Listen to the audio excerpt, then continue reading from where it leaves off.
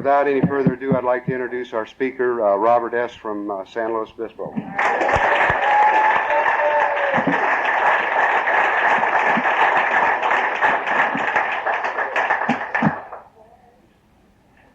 There are those who object to foul language.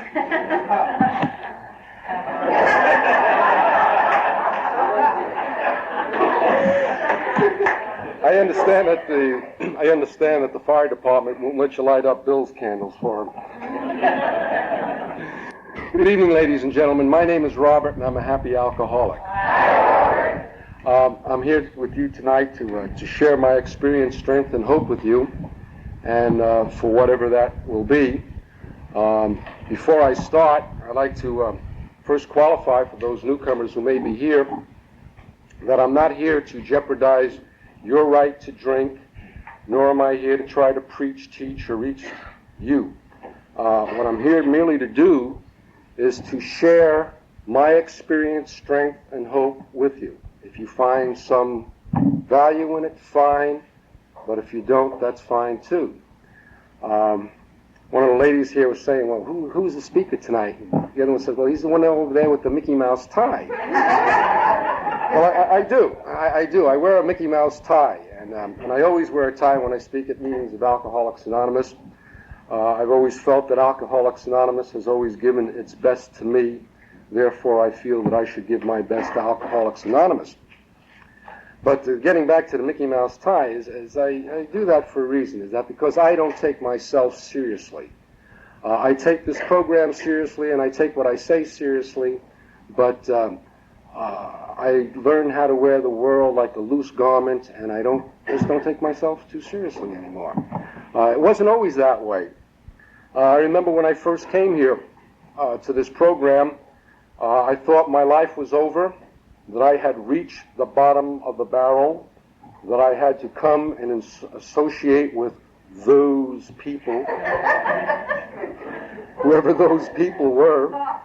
I've since learned that alcoholics are among the most beautiful people in the world, and that it's all those drunks out there that give us the bad name.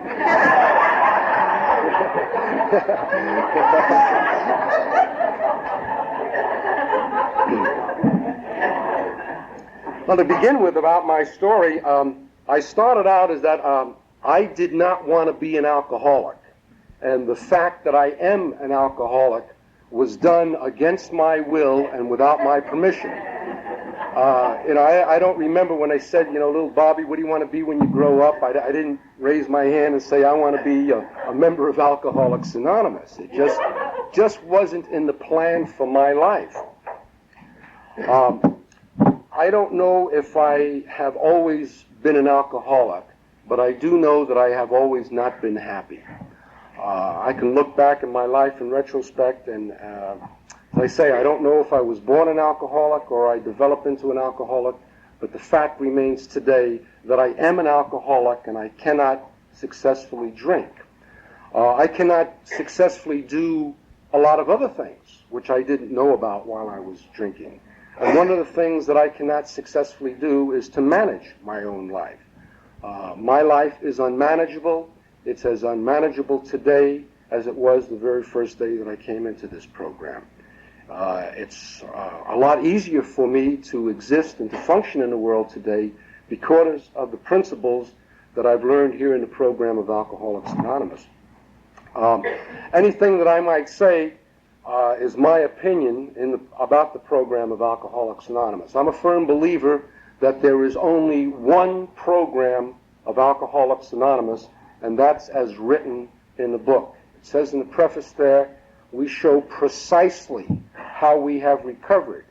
And I'm here to share with you, to show you how precisely I have or I have not adhered to that book. Some of you may like what I have to say, some of you may not like what I have to say. That's okay. I probably by now, some of you have detected that I speak with a dialect. Really, I don't feel that I talk with a dialect. I think people listen with one. But I was born in a little community on the other side of the Mississippi River called Brooklyn, New York, which has absolutely nothing to do with the fact that I'm an alcoholic. But in growing up there, I had developed some weird ideas, and I've noticed that in talking with other alcoholics, that other people have developed almost these same weird ideas about how to live and how to function and how to go about the world living. And some of the ideas I had about being a man was sort of distorted. One of the things that I was never allowed the luxury of being afraid. I remember the last time that I was afraid. I was about 6 years old. My father had just taken me to see The Wizard of Oz. Now, I don't know how old you were when you saw The Wizard of Oz, if you ever saw The Wizard of Oz, but I was 6 years old, and that movie scared the daylights out of me. When they had those flying gargoyles flying around and that wicked witch, that was really bad. And I was yelled and I cried and I screamed. I was under the seat, on top of the seat. And my father kept buying me candy bars and trying to, placate me and keep me quiet. And when it reached a point where the wicked witch said, "Go get them," and a herd of them went out of that castle, I went bananas. I really went out of my mind. And my father had to take me out of the movie, and we were walking up the hill, and I was a very perceptive person. I always feel that I was very perceptive. I misinterpreted what I was perceiving, but I perceived, I was real perceptive about things, and he never said a word to me, but I felt that here was this man that I wanted his love, I wanted his respect, and I wanted his affection to love me and accept me, and here I had shamed him, and he was going to, and I felt rejected by him. I talked about him in my sobriety, and he didn't even remember the damn thing, he just doesn't remember what went on.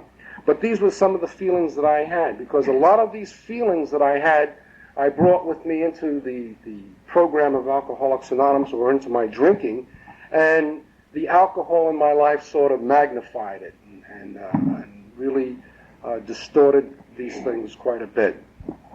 The idea about misconstruing what was going on, I was a past master at that. It reminds me of the story, to give you an example, of the father who was taking care of his two young boys for the very first time, ages 6 and 7, Bobby and Billy. And Billy and Bobby were so happy that their daddy was going to take care of them for the very first time, and they wanted to impress their daddy, and they were sitting there at the breakfast table, and his father asked the older son, and he says, "Billy," what would you like for breakfast? And Billy, trying to be a man, says, "I'll have some of those goddamn Wheaties." And his father heard that language, and he backhanded the kid, and the kid went off the chair and against the wall, laid up there. And he turned to his other son, he says, "Okay, Bobby," he says, "what do you want for breakfast?" And Bobby looked at his brother over there against the wall, and he looked at his daddy, and he looked at the table, and he says, "I don't want any of those goddamn Wheaties." and that was sort of the pattern of my life, I knew something was wrong, but I would misconstrue and misinterpret what was going on in my life. As I went ahead into life and I went into early adolescence, I was also developing some other ideas and some feelings, and some of these feelings were contradictory feelings. I didn't know and I didn't understand, and some of them they just contradicted one of themselves.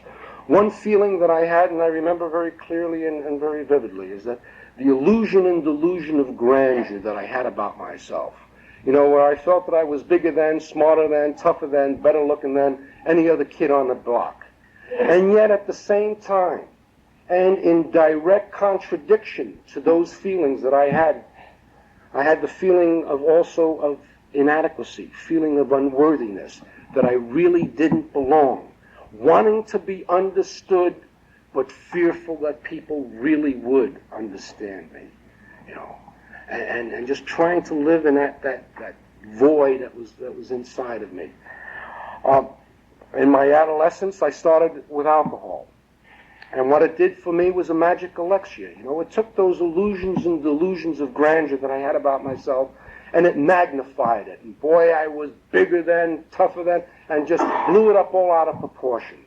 And yet at the same time, that magic elixir, what it did for me, it took those feelings of inadequacy and unworthiness, and sort of melted them down into a nothingness and made them go away. And I thought, hey, this is the nectar of the gods. It surely is, you know. My alcoholism started, and there's no doubt in my mind, while I was in high school. I used alcohol. I used it for effect. I was always trying to use alcohol to better my life, to make things fit just right so I can go on and really get with life and really get out and enjoy life. It was doing to me at those times, and I didn't recognize it and see what it was doing to me. I remember a time in high school, I had woke up and went out and during the course of the morning looked for my car, and it was not there. It wasn't in the driveway, wasn't in the garage out front. And I had been out drinking with this friend of mine who lived next door. I went up and woke him up, and he got up and he didn't remember what happened to the car, and he looked around. So that morning we went out and sat on the front porch and had a couple of beers to clear our heads. And we had pieced together little vignettes of what happened the night before. And we had both walked home over 5 miles in a blackout. We did not readily remember that. Now that's not social drinking, at least not as I understand social drinking. But I didn't realize it at the time. And if you told me that I had a drinking problem, I would have denied it. And I did deny it. As a matter of fact, one of these incidents while I was drinking in high school, I had come home one night and I was drunk and I had been into a fight, because that's what men do. You know, they drink and get into fights. That's what it means to be a man. And my father's wife had met me at the door. And she said, you're an alcoholic. You drink like an alcoholic. Now, I did not know what an alcoholic was, but I intuitively knew that I did not want to be one of those people, whatever it was. And I spent the next 20 years trying to prove that she was wrong. And somewhere along the line that I had envisioned in my mind of what an alcoholic was, and to me it was some wino laying on a railroad track sucking on a wine bottle. Now that's an alcoholic. And I thought that was it. And I never fit that picture. I never fit that picture. And yet I can look back in retrospect only and see that I was a full-blown alcoholic at that time in my life. By the time I was 21, I had drank my way out of families and friends on the East Coast. And I had made my way out here to better my education or to whatever rationalization that it was at that time. But I can look back now and see with all honesty that I was taking a geographic. You know, because I had drank my way out of family and friends by the time I was 21 on the East Coast. You know, everybody, when they wave goodbye to people, they go like that. My family, when they waved goodbye to me, they went like this. Everybody was happy to see Bobby, but they were even happy to see Bobby leave. You know, someone once described that I had the personality of a social disease. You know, and I did, because some of these things that I had developed was my attitudes, and all during this period, while I can talk about the drinking places and the places that my drinking took me, what was really more important was not the drinking that I was doing, but the attitudes that I was developing, the alcoholic attitudes. And that's what really confused me, because a lot of times I would get into trouble with these attitudes and these actions, and I wasn't drunk at the time, or I hadn't had more than 1 or 2 drinks. But it was the attitudes and my actions at that time. By this time in my life, in my early 20s, I had become self-centered, self-obsessed, and self-righteous. There was only one way to do things, and that was my way. You know, I loved the world, and I loved the people in it, and I wanted to be friends with everybody. And to show you how much I loved you, I'd punch your face out to prove it. You know, just so that you would get to do things my way, on my terms, under my conditions. I knew how to solve your problems, but I couldn't understand and see what my problems were, because I always thought that my problems was out there. It was always your fault. If it only had been this way, if you only hadn't understood or misunderstood. And one of the things they'd say, they used to tell me, you know, about this idea of potential. You got great potential, or you're a nice guy, but Jesus, is it that bad already, Trish? You're there. You're more than 3 people fall asleep, I'll stop.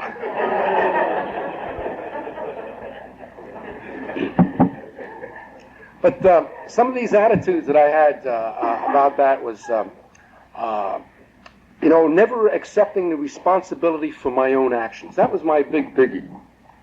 And I can remember one example that I had that really is a classic situation of my attitude and on that. I remember I had come out here and I was living in San Luis and I had just gotten a job and I had a month's vacation and it was a temporary job and I've been there now for 29 years. And I took a trip back east and I was driving and drinking and driving, going back and I had gotten drunk in Beaumont or Orange, Texas over there and I woke up in the car the next morning. I guess I had made my way over to Louisiana. And I was all hungover, and I needed a cup of coffee, because that's, to clear my head. I had to go to Florida to see my dad, and that's when I was going to visit him. And I made my way down the road a little bit, and I finally found this roadside cafe, and this was before the interstate program. And I walked into this place, and I was right in the thick of the Creole country down there. And I sat down with all my arrogance at that morning and trying to impress this guy who I'd never seen before that I was a man. And I ordered a cup of coffee. And he put a cup of coffee and he filled it about halfway full with coffee. And he pushed a big bowl of sugar and a big pile of cream in front of me and said, "Here's cream and sugar." And for some reason or other, this sort of irked me on the inside. Couldn't this guy see that I'm a man? Men drink their coffee black. Only women and sissies drink their coffee with sugar and cream and all that crap in it. God, I'm a man. And I very tartly said, "No, I drink my coffee black." Well, I got the coffee up to here and I smelled the mistake that I had made. In Louisiana, they do not drink coffee like we know coffee. Their coffee is some vile, obnoxious witch's brew that they call chicory. God, it's bad. They take a pot of swamp water with the mud in it, and they put roots and herbs in it, and they heat it, and it's vile. It's enough to gag a maggot, it's so bad. But really, rather than to say, "Hey, I made a mistake," or "Hey, I didn't realize I was in Louisiana," because, because men are supposed to be slick, hip, and cool, and I have to know where I'm at and be cool all the time. I sat there and I drank that cup of coffee.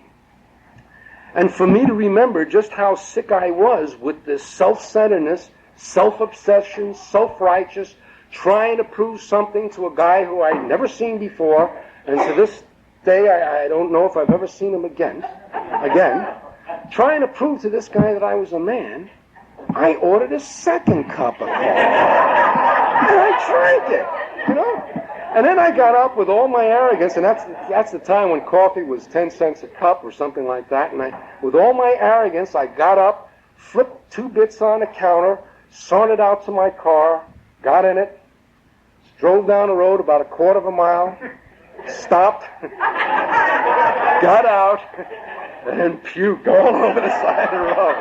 But I proved to him I was a man, And that's really my attitude. That's an attitude. And I got back from that trip, and that wasn't the only incident. I went from there to Florida up to see some relatives in New York, and I was driving back to California. And I remember one night stopping in about 10 o'clock at night in Columbus, Ohio, and it was into a bar. I remember going in and ordering a bottle of Red Cap beer. And the next thing that I readily remember is waking up on a picnic table outside of Navarre, Missouri, over 1,000 miles away, and I don't know how many 24 hours periods had transpired between that time. At 2 o'clock in the morning, looking up there. And it had to be at least one 24-hour period.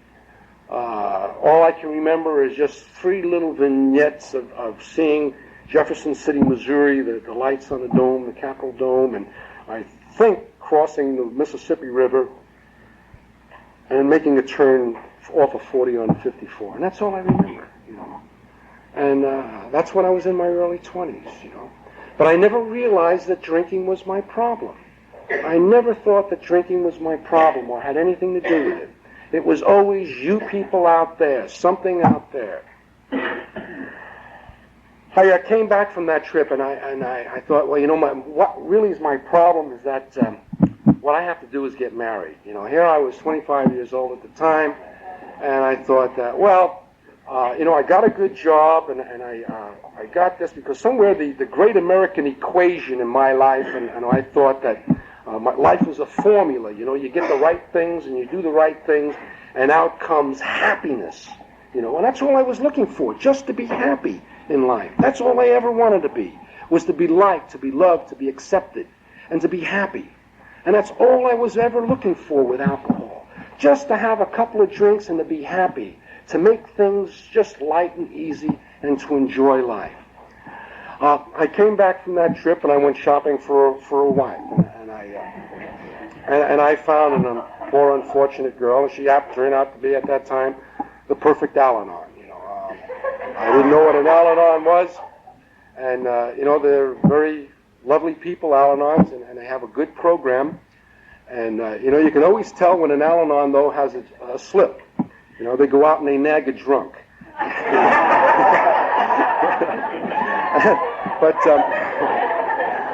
but they are lovely people, and I say that with a good-heartedness and joy. But so anyhow, I decided to get married. You know, because this is the great American dream. You know, you get an education, you get yourself a good job, you get yourself married to a nice girl, you get to buy a house in the suburbs, you get a picket fence, a station wagon, and then you start getting a picket fence full of children, cat, dog, parakeet, and out of this equation comes happiness, you know.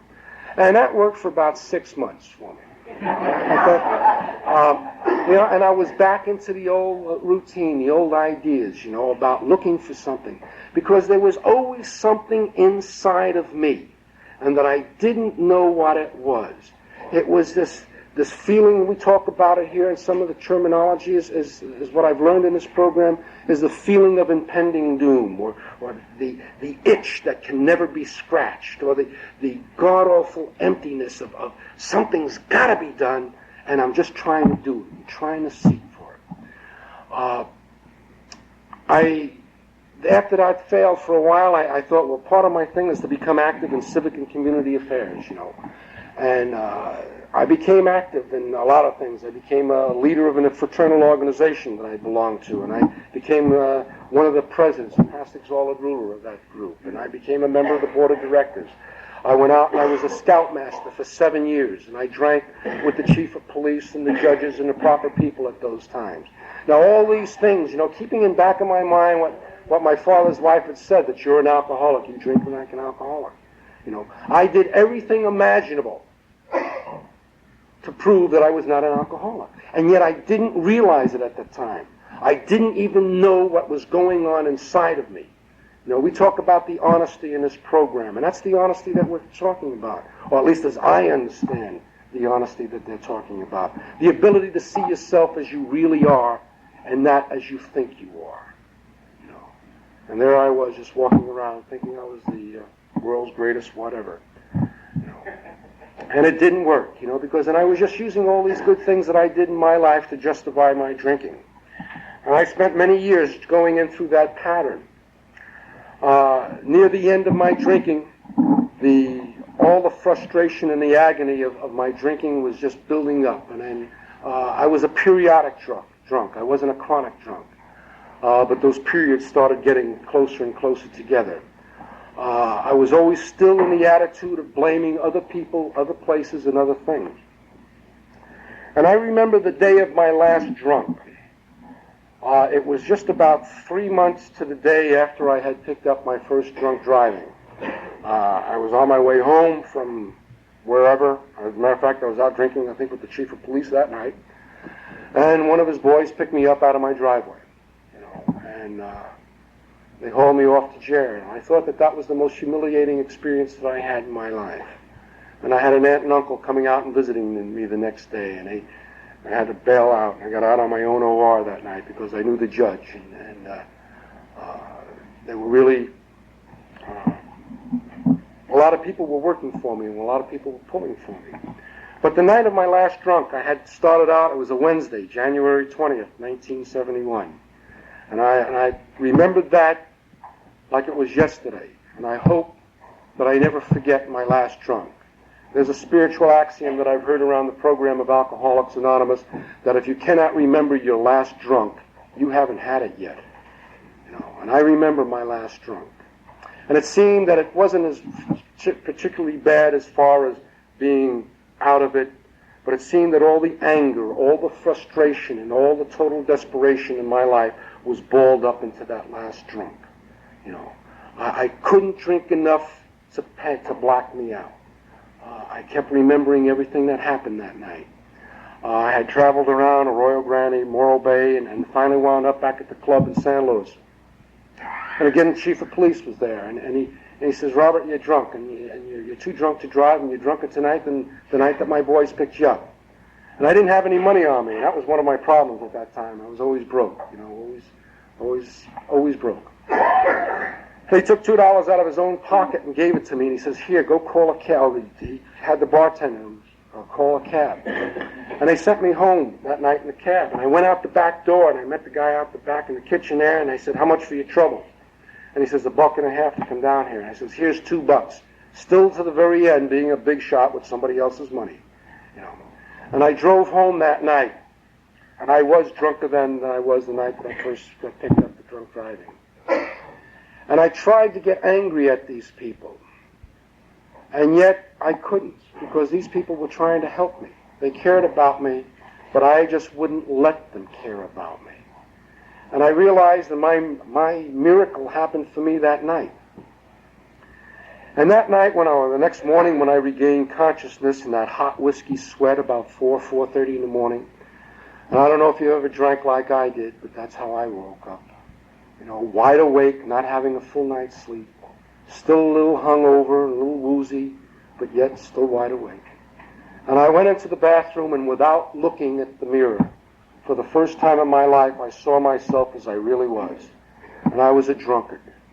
I had developed what I called my garbage sandwich. Because by this time in my life, I had developed on one hand the fear and the apprehension of tomorrow.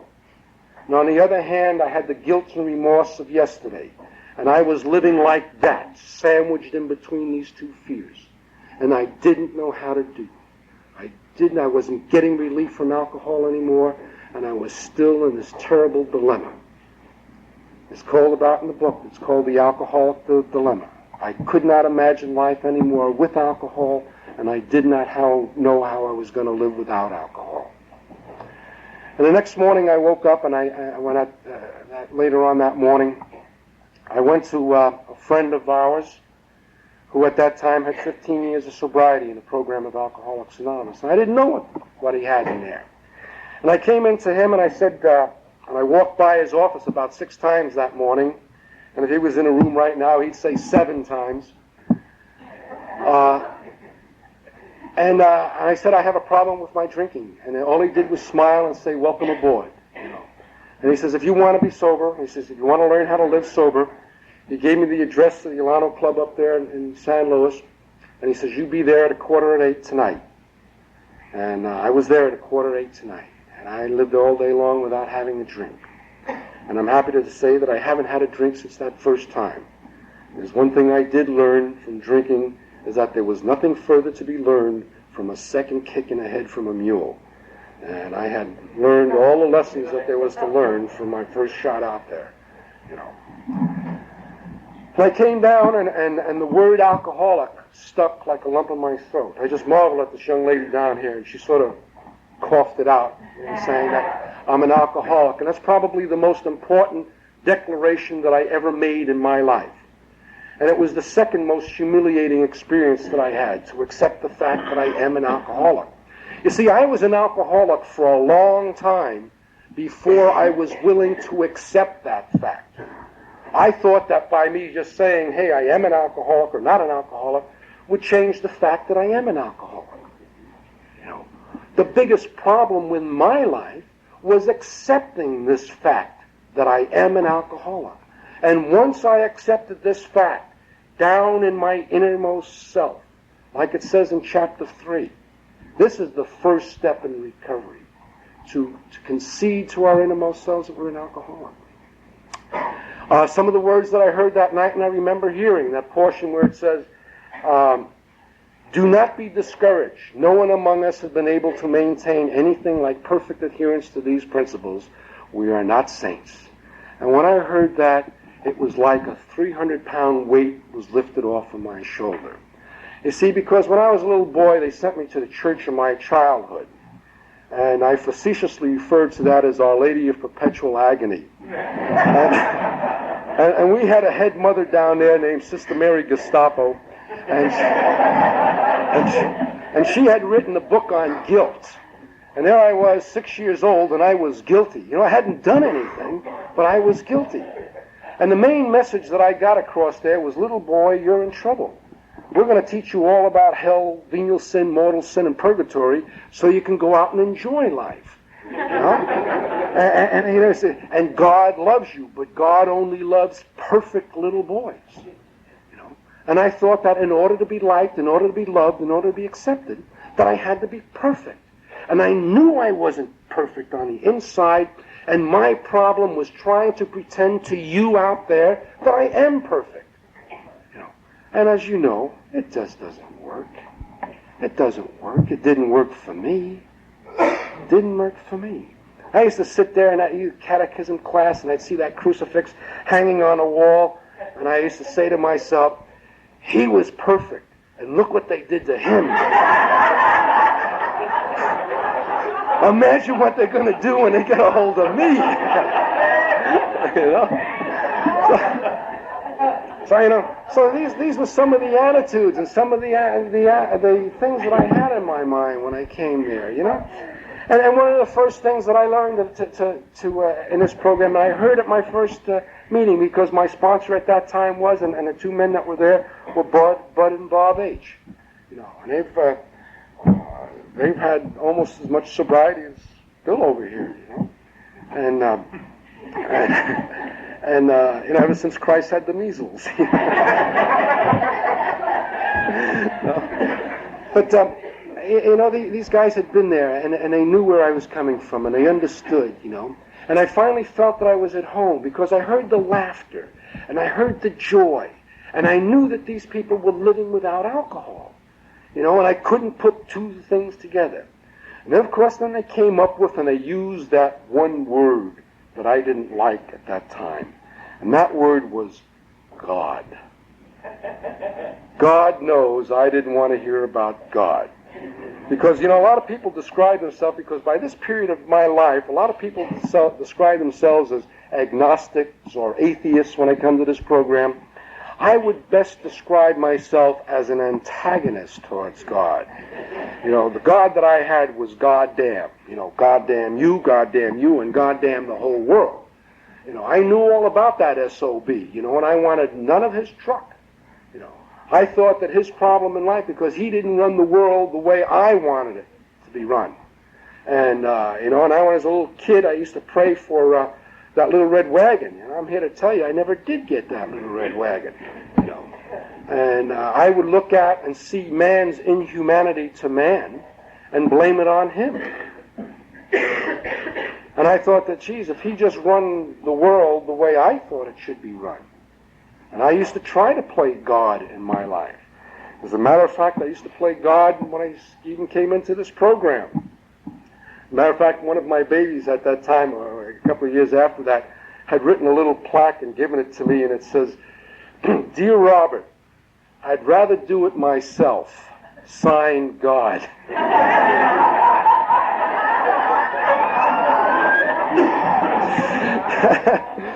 And you know, and I kept it on my dashboard. It fit in there, and it was good. And I have to remember that. And I have to remember that there is but one God today, and it's not me. You know.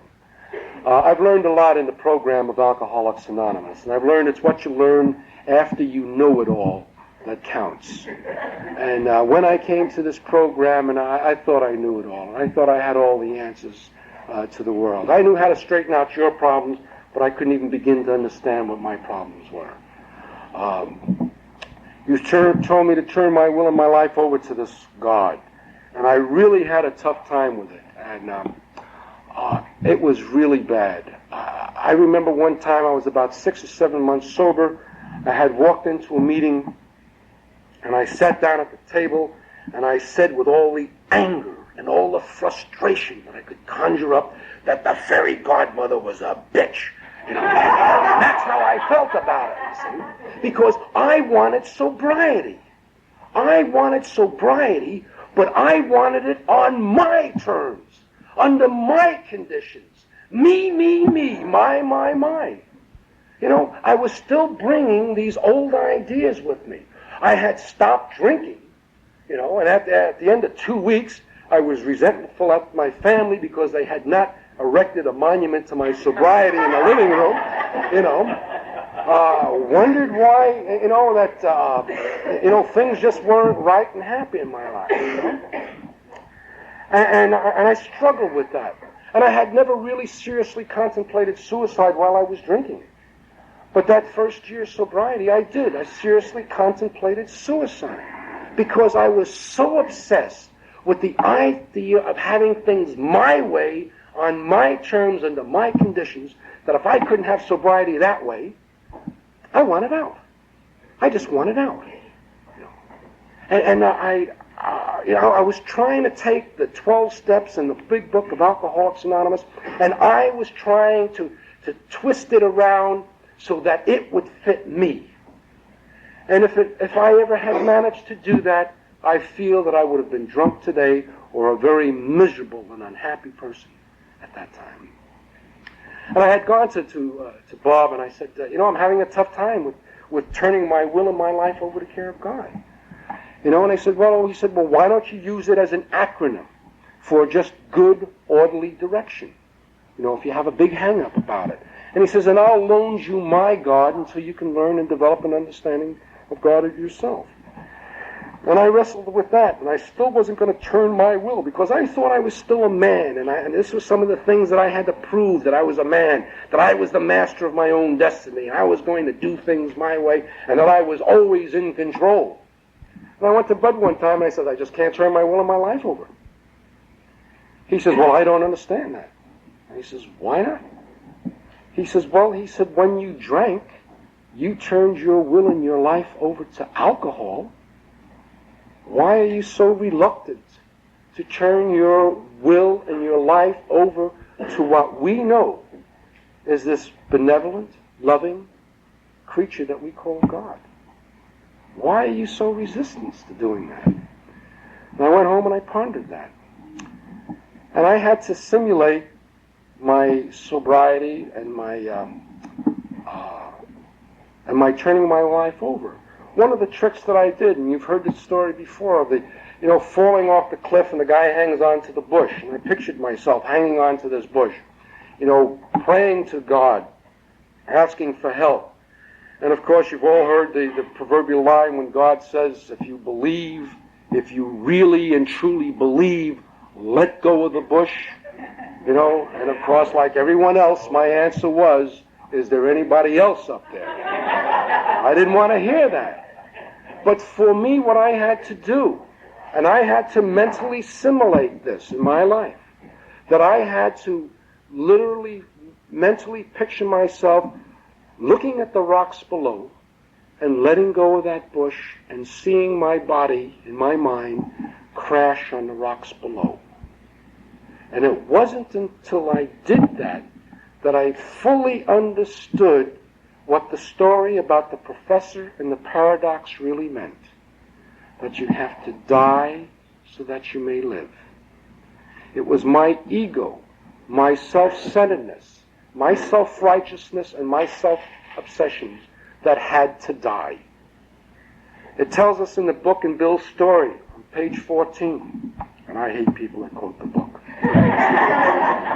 That's simple but not easy. A price must be paid. It means the destruction of self-centeredness.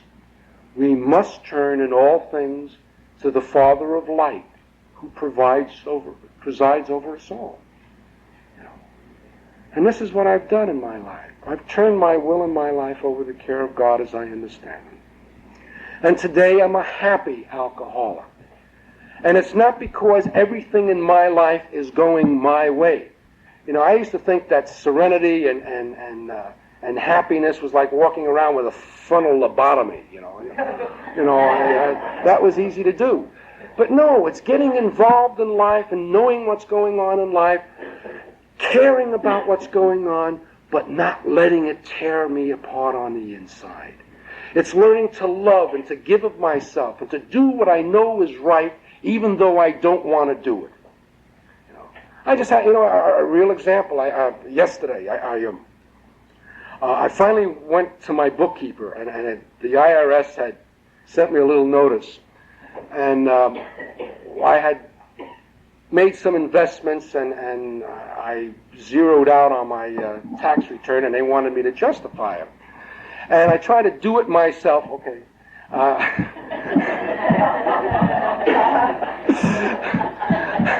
I try to do it myself. We'll end pretty soon. I try to do it myself and to figure it out, and I had 15 days to do it in. And, and this is still after 14 years of sobriety, still somehow putting things off to the end. I used to say that ordinarily I'd be a procrastinator, but I keep putting it off. But and I was going to settle for 9, just write them and just Mickey Mouse it in and settle for 9 deductions. And I went to my bookkeeper and I finally asked for help. And he came back and we worked it out, and I got 18 deductions. So I can break it down to that. So it's by asking for help and getting out of myself that it works in my life. And it's not only with this thing in my life, but this is what they mean when it says practice these principles in all your affairs. I had to mentally simulate happy things and good things in my life. It is a beautiful world out there today, and it's full of beautiful people. And I can see that beauty today. It's like looking at the world like it was an optical illusion. And I did this many times, and you probably have seen it. The old woman with the snaggle-toothed old hag, or you can look at that same picture and see the profile of the young beauty. And that's the way life was. It's the same picture. It's the same world out there, but the only thing that has changed is my perception of what it is. The only thing that I have control over today is my attitude and my actions. And it is a beautiful day, and I've gotten some beautiful things. Things didn't work out. Things haven't worked out with my marriage. I've had to get a divorce. I have 3 beautiful children. One of them is drinking, but he has a right to make the same mistakes as I did. And I love him, and I accept him just the way he is. And that's the way I've learned to do with people today, is to love you and accept you just the way it is. I make no judgments today. I make a value judgments, but I don't make any moral judgments. If I see a person doing something, I can say, well, hey, what that person is doing is good or bad for me. But for what they're doing, it may be good for them, but it may be bad for me. To say what a person is doing, right or wrong, is a moral judgment. And I have no right to make any moral judgments. I just make value judgments. I look on it, how it affects me. And if it doesn't affect me, then it's none of my business. I'm the type of a person today that has gone skiing. I love to ski. And about 2 weeks ago, I was up on the top of a mountain by myself, and it was a beautiful, clear day, and the snow was cold and crisp. And I was starting down this run, and I was doing about 35 miles an hour, and I started crying. Just out of joy. Just out of the sheer joy and the love of God in my life. I love you people. And I am no more capable of staying sober today by myself than I was the very first day I came here. I need you people. I need you and I love you. Thank you very much.